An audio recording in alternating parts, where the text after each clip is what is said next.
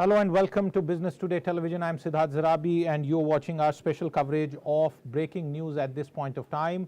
Go Airlines India Limited, which flies under the brand Go First, has filed for bankruptcy and has approached the NCLT. And I'm going to read from the statement that the company has put out.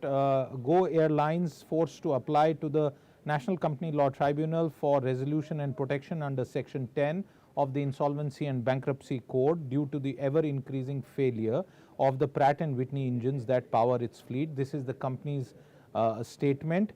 It goes on to say that the company has had to ground 25 aircraft equivalent to approximately 50% of its Airbus A320 neo aircraft fleet as of the 1st of May this year. The percentage of grounded aircraft due to faulty engines has grown from 7% in December 2019, 4 years ago, to 31% in December 2020, to 50% in December 2022. And then the company goes on to talk about further reasons. This is a long 3-page statement, but viewers, the first most important point for you all to note, and I'll request my producers to also bring up that point on screen, that Go First has filed for bankruptcy. By market share, Go First market share as of March 2023, as per the available data that we have with us, was 6.9%, which puts it behind Air India, Vistara and Indigo, Indigo being the market leader with 56.8%, followed by Vistara at 8.9%, Air India at 8.8%, Go First at 6.9% and SpiceJet at 6.4%. Viewers, this is this comes 4 years after Jet Airways had also gone under in April of 2019, and now almost to the same month 4 years later, Go First has also filed for bankruptcy. Let me go across to my colleague Karishma Asudani, who joins us and she tracks the aviation beat. Karishma, what's the news as far as the filing of bankruptcy is concerned? We have the statement in front of us, but if you could give us a quick take on what people who are in the know of the details are telling you.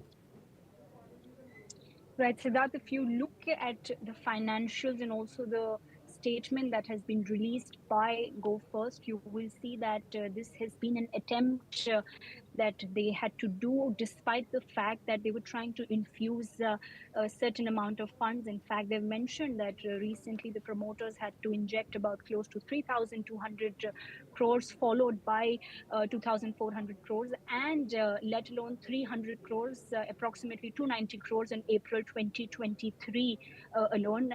They've said that since the inception, the total promoter investment in this has come to close to 6,500 crores. Yet, besides this, they are facing cash flow issues, and this is because of their pending settlements that they had to do with the oil marketing companies, and also because of the pending engine orders that they had to receive from Pratt and Whitney, because of which they had to ground 25 of their aircraft, Right. which is almost 50% of their A320 neo aircraft as of May 1st, 2023. The big question is that what happens after the 2-day suspension, because once the NCLT admits, the company says that they will get back to resumption of their daily flights, but it is only after this key important... What will happen to those who have booked tickets? There was news that the flights have been taken off for 2 days, and obviously once with NCLT it's not clear how long it will take for the flights to resume, if at all. What happens in the interim?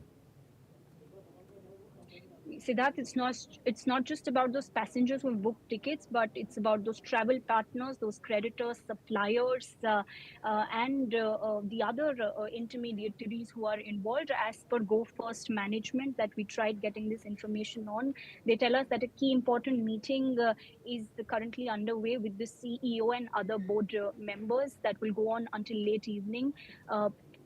After that meeting, they're going to take a call on trying to refund, but that is nothing given in written. In fact, The statement has also no information yet on how will they take forward on reimbursing their consumers, because a lot of passengers, if you see, in fact, on Twitter, have been Right. complaining of the fact that most of them have received information only a day before their scheduled flights. Okay. Karishma, we'll let you go so that you can continue to track the details. But viewers, before I go across to Mr. Jitendra Bhargav, a noted aviation expert and one of the most well-known faces of India's aviation industry, just to recap, this is an airline that has market share under 7%, and we've seen air traffic in April rising to pre-pandemic levels, and in fact even before that. So this capacity going out of the market will not in the immediate term have a big cascading effect in terms of those who are supposed to fly. But the larger question is what will happen to airfares, and what does this bankruptcy mean for India's aviation sector? Mr. Bhargav, welcome to this. That's the question I want to put to you at first. What happens to passengers? What happens as a consequence of the capacity that has been taken out of the market? And how do you see the situation panning out from here?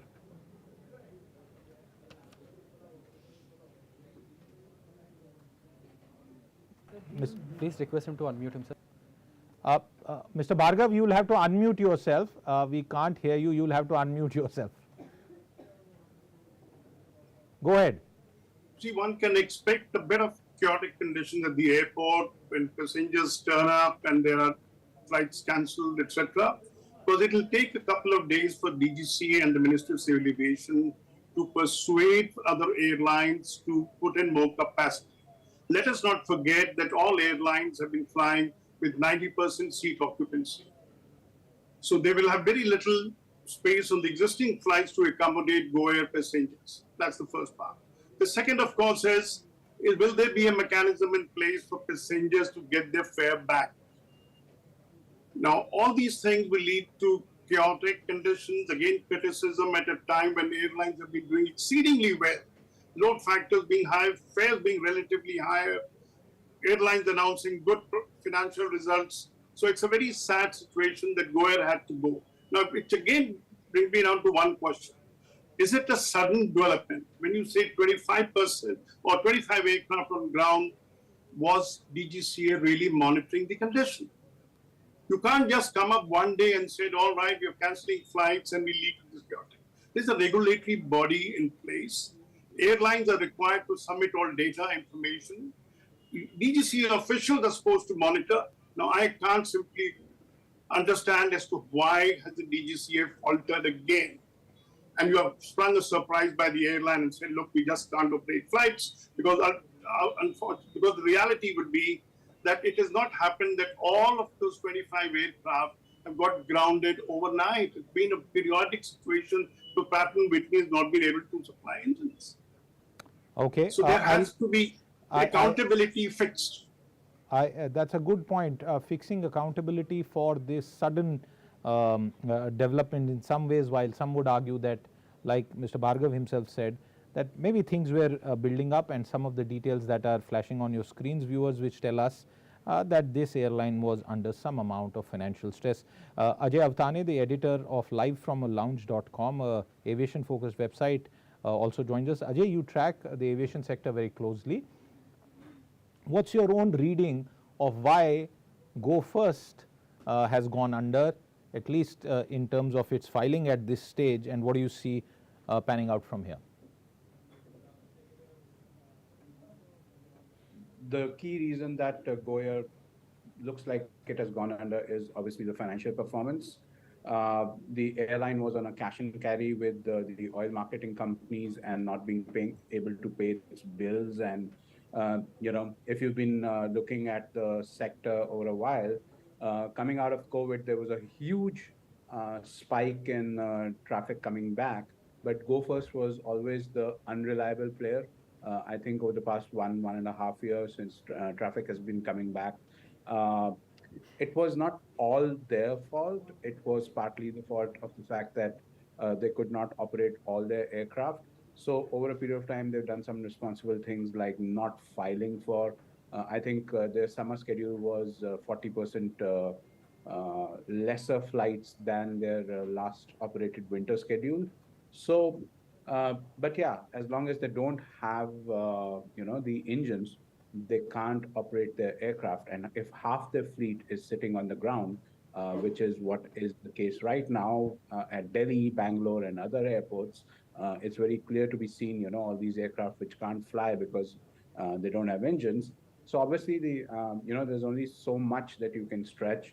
The airline promoters have been trying to fund as much as they can, but at some point of time, you figure, can we do more of this, or where do we stop? So, yeah, that looks Ajay, presumably yeah. For viewers, and let's bring up the Indian flyer, the consumer first, and focus on them.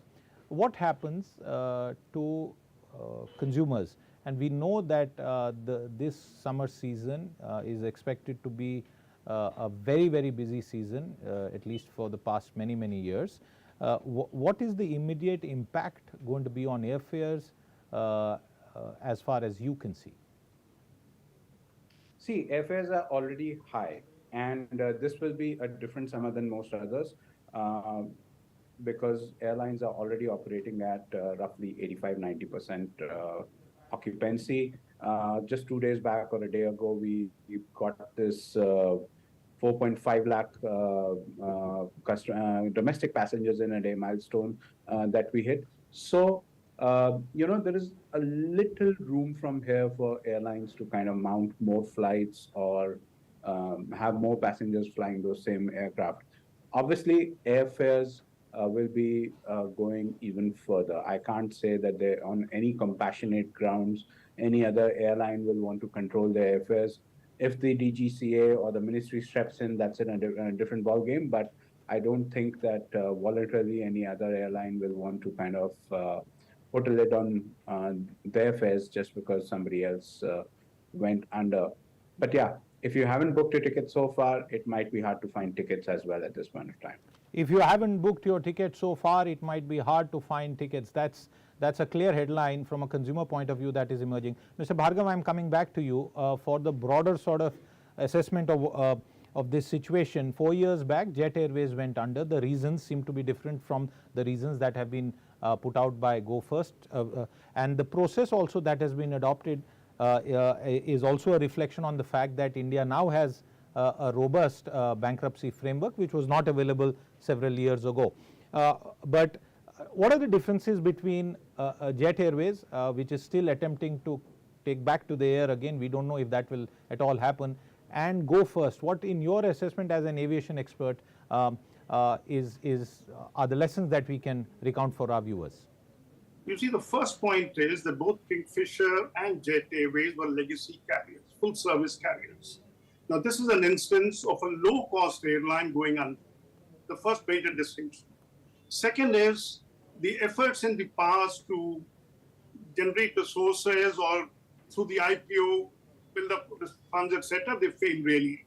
I don't think they were very serious right from the beginning. If you look up 2005, 18 years, the pace at which they grew was not phenomenal, was not what the other airlines did.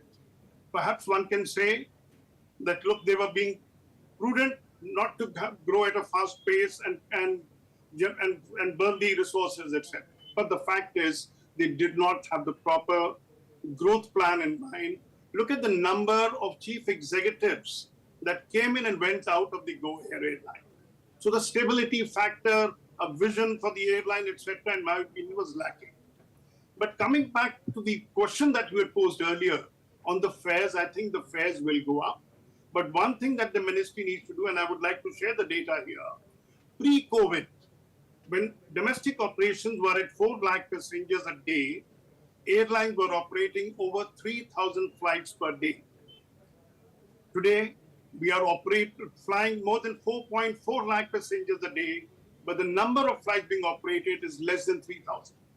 It is here that DGCA and Ministry of Civil Aviation must come in, make airlines operate more services. You have had enough protection by way of high load factors, improved financial situation, but customer must come first for the Ministry of Civil Aviation. And this unfortunate part is one aspect. The second, of course, when you look at it in a positive aspect would be, well, you will have consolidation taking place in the Indian aviation industry faster than what you were visualizing earlier. All right. Mr. Bhargav, just one quick point before I let you go. There is a list that has been shared by my colleagues, and I just want you to also reflect on that. Beginning with Paramount Airways, Vayudut Airlines, Sahara Airlines, MDLR, Darbhanga Aviation, Damania, Gujarat Airways, Air Pegasus, Air Costa, Air Carnival, Jet Airways, Air Mantra and Kingfisher Airlines, and Deccan Airways is perhaps not a member of this list. Just a list about the Indian airline companies that have ceased operations due to problems over the last few decades. Is this an unusual number, or is this sector very difficult to operate and only the best top 2 or 3 survive in any market across the world? No, you know, if I can quote J.R.D. Tata, what he said in 1953, I'm talking about. That time also we had a situation of airlines folding up with regular frequency. And he had made a statement that it is not the high cost of operations, but the uneconomical low fares that the airlines are charging in trying to garner market share. The situation is quite the same, barring the last 6-8 months when we've had high fares, high load factors, airlines running profitable operations. But when you look up a sustained basis on things, how many airlines have made profit, barring Indigo? So there has an element of fact, high taxation, the high cost of operation that we are looking at here. And when you say you are in a competitive environment and you look at the emoluments being demanded by the pilots on one side, the high cost of operation, I'm nothing against pilots operation, but the fact is some semblance of costing has to be done by the airlines and say, look, because if one airline jacks up the emoluments of a pilot, other airlines have to necessarily follow suit because airlines are in growth mode. They require more pilots. You'll only have pilots exiting one airline and moving to the other airline. So there is a fundamental fault in the industry. And I was all along thinking that the last 6-8 months, airlines have behaved very responsibly as far as the load factors. They were not getting into gimmicks kind of a thing, offering sales and all that kind of a thing to boost market share because the seats were being filled up by passengers with 90% performance. But let's hope the loss of Go Air could be a temporary phenomenon, doesn't impact the market much. Airlines have the capacity with them.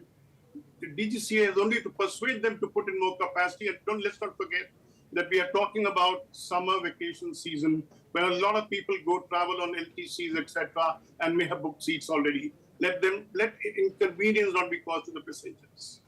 Well, Mr. Bhargav, those are good points there, and I hope to connect with you very soon again to discuss what could be a hot summer for airfares across India. Mr. Bhargav, clearly the situation seems to be one where there is immediate impact, as both our guests here on the show say, in terms of airfares. At this stage, let me also welcome in Sutanu Sinha. He is a noted insolvency expert who is joining us to tell us more about the impact of this. Mr. Sinha, I want to come to you on that big question that everyone is trying to figure out. What does a voluntary application to the NCLT mean for a airline? Because this is a first in some ways. Mr. Sinha. Okay, we don't have Mr. Sinha connected at this stage. We will get him back, but till then I want to go to Ajay. Ajay, coming back to you on the same points that we have been discussing, does this increasingly mean that the leader, which is Indigo, and that it's a giant if you look at the market share, everyone else in single digits versus Indigo's 57% market share. How do you think India's biggest airline is likely to respond as far as capacity and airfares are concerned? So, that, like I said, airfares, Indigo is not going to kind of go off the pedal. I think they will continue to ask for what they are asking. If this so-called voluntary bankruptcy proceeding goes fine, then obviously Goyer gets to keep its tribe together. But I guess if something goes not as per their plan, then obviously things will look different. Indigo by itself also has many aircraft which are suffering from the same technical faults right now and does not have engines to fly, I don't know, maybe 15, 20 aircraft at this point of time at least.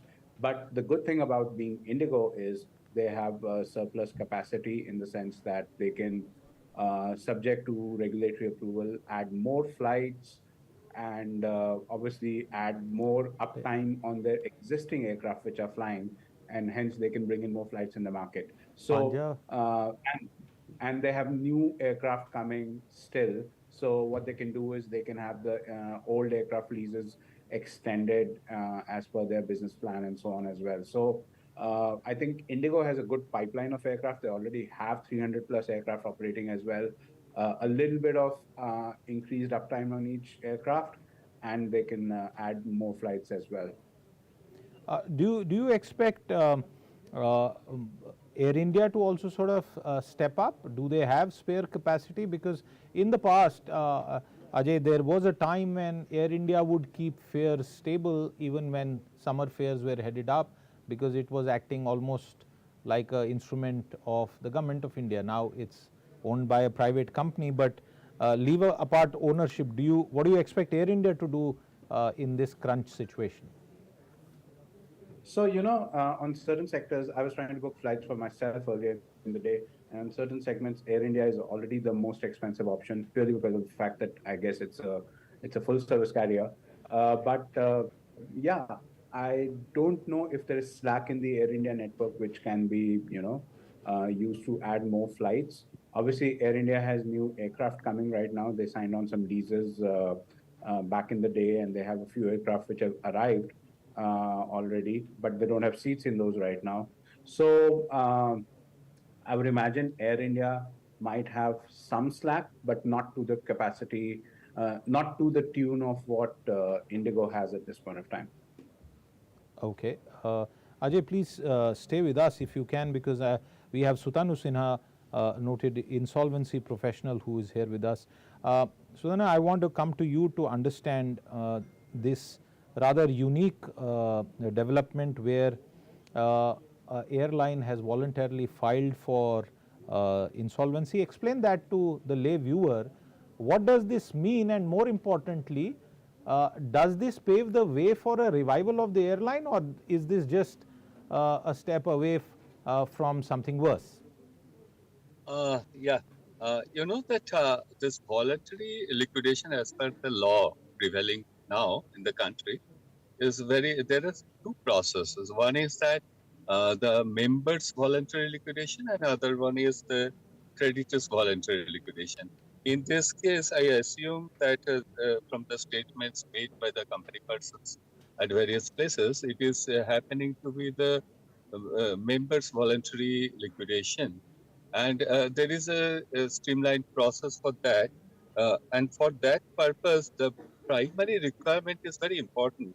One is that the solvency is to be justified by the board of directors, and then board take a call and it decide that company would go for voluntary liquidation, and it would be in a position to repay the amount due to the creditors. And afterwards, the process is initiated. Then there would be valuation of the company. Then all these things would be filed with the register of companies and other authorities.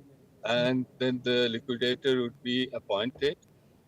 Then there would be a general meeting of the company to pass basic resolution to go for voluntary liquidation.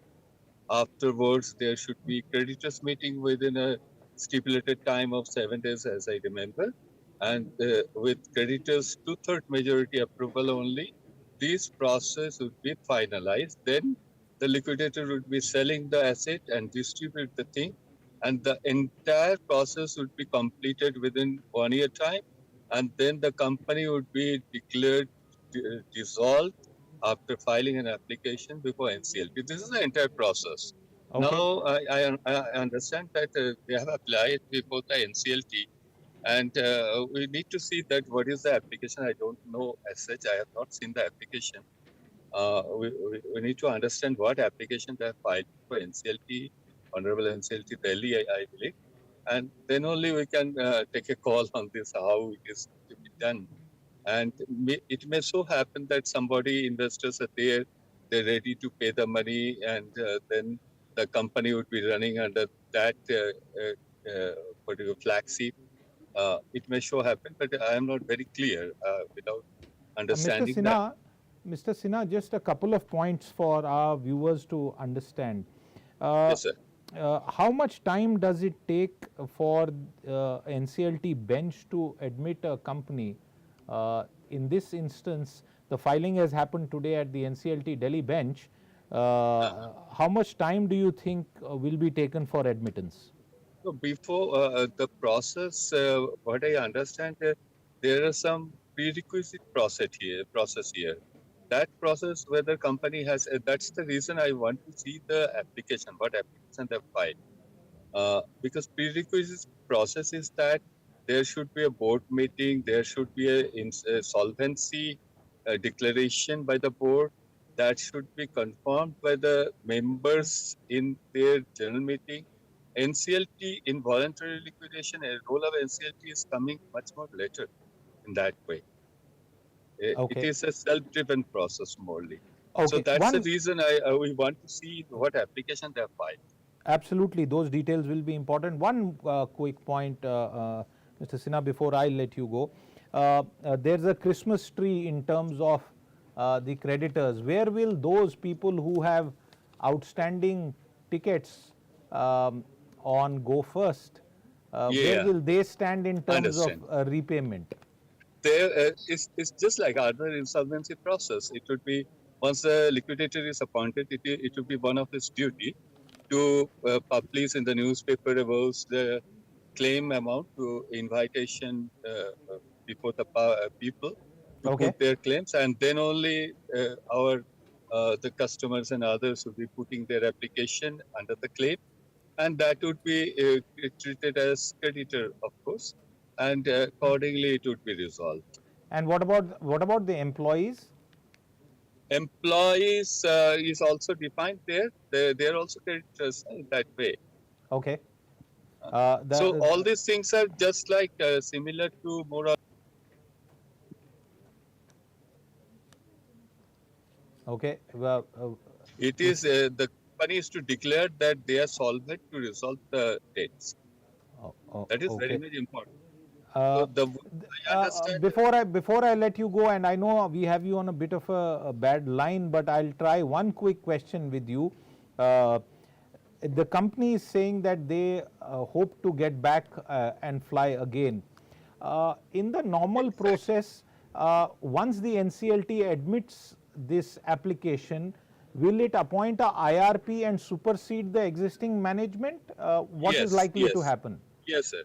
Yes, sir. The moment creditors would be approving this thing in the process, that voluntary liquidation process would be proceeded.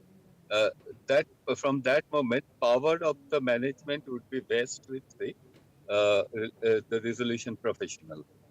The same way, and he would be managing the company, selling the asset, distribute the asset, and then put an application before Honorable NCLT to declare the company dissolved. This is the process. All right. Thank you very much for taking out the time to explain the process. Ajay, I'm coming back to you, and let's recap for our viewers the overall state of the domestic aviation market. Very high fares, flights running pretty much full on capacity. A few months back, there was severe crunch at airports. The government has acted. It's much more easier, at least from the recent few flights that I have taken. But the broader picture for the aspirational Indian consumer, a low-cost airline going under, and I remember 20 years back, a new era in aviation had been heralded with cheap airfares, and that is now seems to be almost a dinosaur era kind of situation. What does this mean for the consumer? Can he expect airfares to become steady and perhaps fall anytime in the near future, or is that just a wishful thought? I think I don't think this is going to go down anytime soon. Honestly, look, input costs are high at this point of time, which is fuel, and obviously you will now see the market largely split up into two broad camps. One is Indigo, one is Tata Airlines, which is Air India Express, and so on and so forth. They're the two big camps, and then there are some other players on the side. So obviously, when the market becomes a sort of a duopoly, which it will be right now, the fares will be much more stiffer than they were back in the day. And yeah, I guess this will continue till the time that there is some sort of an economic event or a downturn. From there to come out of that, maybe airlines will do some sort of stimulation of the market, as they call it, by sales and lower fares. But I don't think that event is happening anytime soon. So personally, I don't think that airfares are going to come down maybe for the next 2-3 years. That's my forecast of the situation, and this was much before that, much before even what happened today. So I guess this is only going to add to the rise in airfares rather than having them contained. Okay, one quick final point. What's your sense about SpiceJet? We don't know at this point of time. Obviously, right now they are operating. Things are not so great there as well. But at this point of time, obviously, I was at a conference last month, in March, and the promoter called himself a cockroach, and the fact that they had the firepower right now to ride it out. So we will see. Well, certainly for the consumer in India, we would hope that all airlines remain healthy. There is always a trade-off between a market where there are multiple companies and market share gets divided versus a monopolistic situation that may be created, and the consumer stands to benefit only in a certain kind of situation. But the financials of the company in that sector are also very, very significant. A big event taking place in India's aviation market. And before we end our coverage today, I want to request my producers to try and bring up how share prices reacted. Interglobe and SpiceJet, two of the listed companies. Jet Airways, of course, no longer there. And if we bring up those charts, we'll be able to see how the Interglobe Indigo share saw a sudden spike as news of Go First bankruptcy started trickling in. There you see just before close that big spike that we saw in India's largest airline, Interglobe Aviation. You have the price and the price movement today that we saw with this news, because clearly the market expecting that there will be further consolidation. And SpiceJet on your screen there, I think there is the data on that was missing, but Interglobe Aviation showing a definite response to the news that had come in. So viewers, an airline, a low-cost airline, the first low-cost airline in this country going bust in the recent era, but like we showed you during the day, India has been, like many other aviation markets, a graveyard for airlines that are not strong financially or face operational issues. If you want to take a look at it, some data that we have, Indus Airways shutting in 2007. Jackson in 2008, in fact, the last day of 2008. MDLR in October of 2009. Paramount Airways in April of 2010. Kingfisher Airlines in October of 2012. Air Pegasus in November 2016. And Air Costa in May of 2017. Religare Aviation in May of 2017. Some of these airlines, I must caution you viewers, are not full-fledged carriers, but it's just the fact that these are numbers that matter. Air Carnival in June of 2017. April 2019, Jet Airways, the big one, followed by the low-cost carrier on the same day. Deccan Charters in July of 2020 to Air Odisha in July of 2020. So Kingfisher and Jet Airways, two large airline companies that went under, had an impact on India's aviation market. And now Go First, filing for bankruptcy, less than 7% market share, give or take a few. And the next few days will be very interesting in terms of how this airline and its resolution proceeds at the NCLT under India's Insolvency and Bankruptcy Code. We'll keep tracking that for you and bringing you more details. For now, the headline clearly is that if you are planning to fly, it's going to be a hot summer with even hotter airfares. Thank you very much for tuning in. We'll be back with more. Till then, do stay tuned in and do like, share and subscribe Business Today Television. Goodbye.